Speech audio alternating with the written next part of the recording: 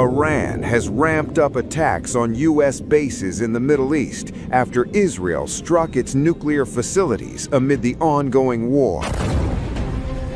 On March 27th, Iran launched a combined missile and drone attack on Prince Sultan Air Base in Saudi Arabia, which houses U.S. military personnel. An American official told Reuters that at least 12 U.S. soldiers were wounded, 2 of them seriously, in the Iranian strike. The New York Times reported that at least 2 KC-135 aerial refueling planes also suffered significant damage in the attack. Reports further suggest that an E-3 Sentry AWACS command and control aircraft was also damaged. Satellite imagery posted online appeared to show damage to aircraft in the latest strike.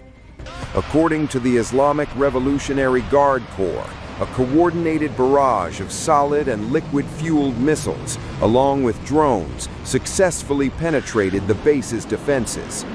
The IRGC claimed the strike hit the headquarters of U.S. aerial refueling operations, causing destruction and severe damage to multiple large aircraft and key logistical infrastructure. Prince Sultan Air Base is a key U.S. military hub in the Middle East and hosts a range of aircraft supporting operations in the region. This is not the first time the base has been targeted by Iran.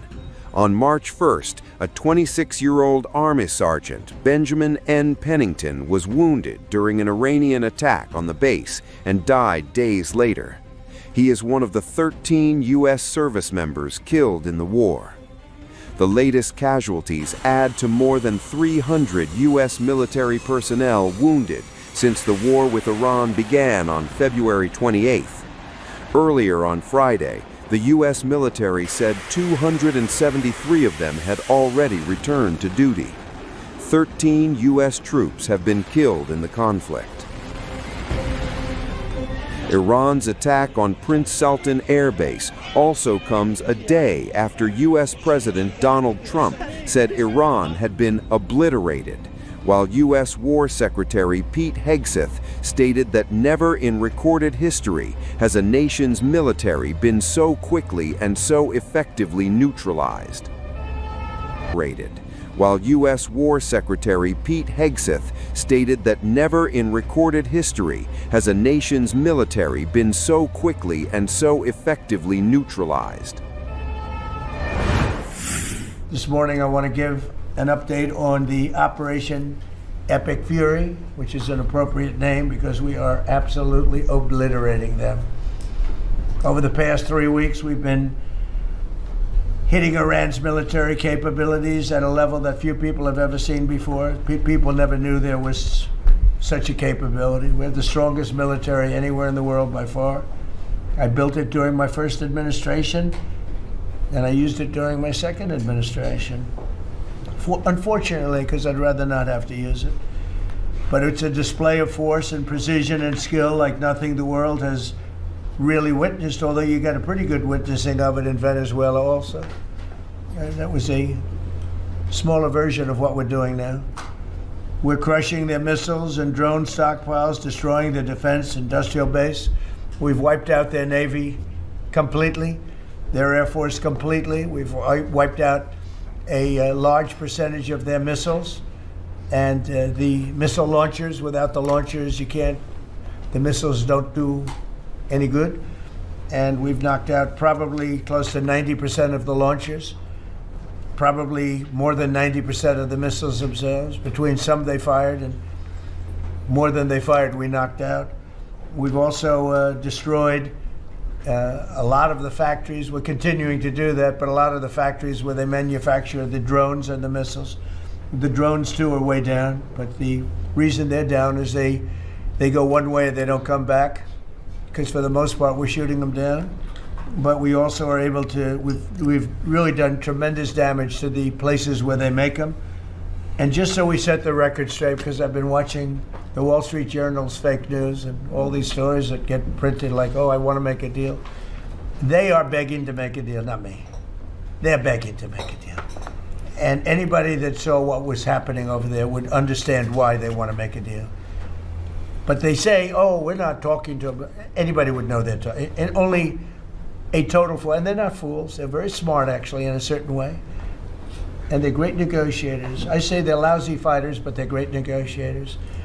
They are begging to work out a deal.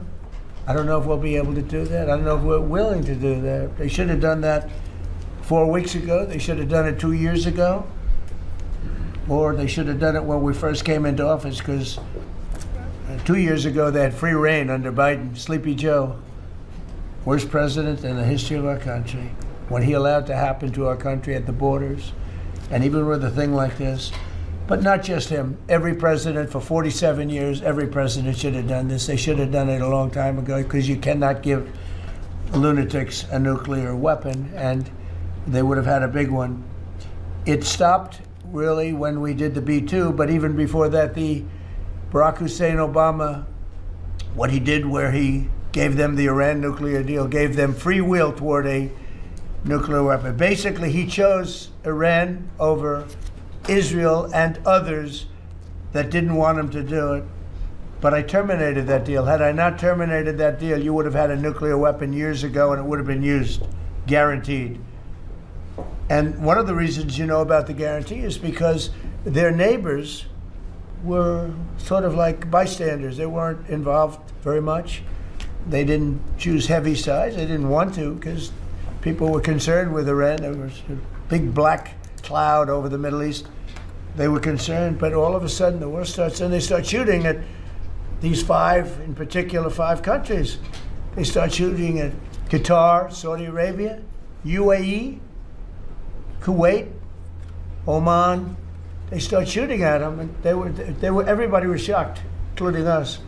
You know why? Because they're sick, and they had a plan to take over the Middle East. And some of those missiles that were shot at them were locked long before we even started this process. They were locked and loaded and aimed at those countries. They wanted to take over the Middle East. But we happened to come along, so it wasn't so easy. So right now their Navy is sunk in the largest elimination of a foreign Navy that has taken place, maybe ever, but certainly since World War II. Their Air Force is gone. Their anti-aircraft and communications capabilities are totally dismantled. And one of the problems they do have when they deal with us is we deal with people, and the people aren't able to communicate with anybody else. So, you know, because all of their leadership has been gone. The first level is gone, and they met to pick a new level, and they're gone. They're all gone, because they didn't make a deal, and because they're sick people. They're really sick. They're really sinister, sick people. And if anybody thinks it was okay to have a group of people like this to have nuclear capability, nuclear weapons, and if we didn't attack with the B-2 bombers, they would have had a nuclear weapon within 2 weeks of that, maybe 4 weeks. But between 2 and 4 weeks, they were planning to have a nuclear weapon. If we didn't hit them at that time with the B-2 bombers, and one of the great air raids in history, maybe the greatest. Dark at night, no moon, no light.